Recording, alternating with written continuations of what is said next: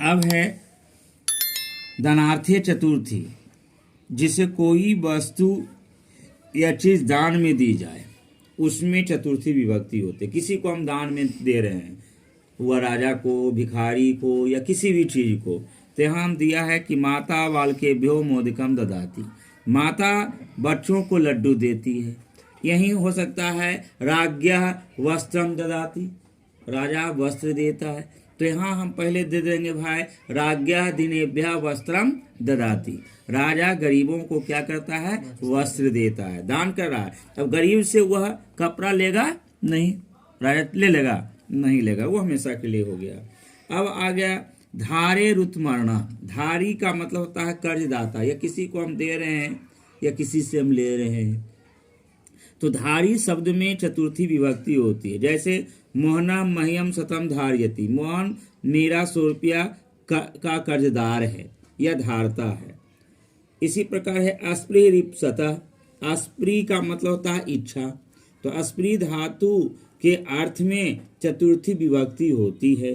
जैसे भक्तः ज्ञानाय अस्पृहति, भक्त ज्ञान के लिए इच्छा करते हैं, भक्त ज्ञान के लिए इच्छा करते हैं। अब है इसी में नमः, स्वस्ति, स्वाहा, स्वधा, अलम, वष्ट, इन शब्दों में चतुर्थी विभक्ति होती है।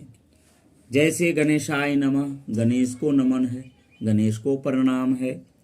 जितना भी है यहाँ स्वस्ति, स्वाहा, स्वधा, अलम, सब का अर्थ है समर्पण, अर्पित होना, भेंट चढ़ा देना, है ना। तो जहाँ भी रहेगा नमः रहेगा, स्वस्ति रहेगा, स्वाहा रहेगा, स्वधा रहेगा, अलम रहेगा, वष्ट रहेगा, तो यह शब्द में चतुर्थी विभक्ति ही होती है।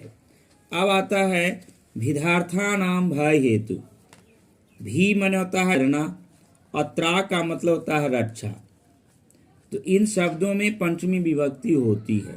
जैसे सह व्याघ्रात विभेति, वह बाघ से डरता है। यही अगर रहेगा व्याघ्रात की जगह चोरात, तो चोर से डरता है। यही रहेगा सर्पात, तो सर्प से डरता है ना। तो ये सारी चीजें हैं, ध्यान देने की बात है। अब इसी में है गुरु शिष्यम पापात त्रायते, गुरु शिष्य को पाप से रक्षा करते हैं या बचाते हैं। तो बचाने के अर्थ में त्रायते लग गया, तो इसमें पंचमी विभक्ति हो गई। अब इसी प्रकार है भुवः प्रवस्य च, जहाँ से कोई चीज की उत्पत्ति हो या निकल रही हो, उसमें पंचमी विभक्ति होती है। जैसे हिमालयात गंगा निसरति, हिमालय से गंगा निकलती है। यही रहेगा हिमालयात गंगा प्रवहति, हिमालय से गंगा बहती है।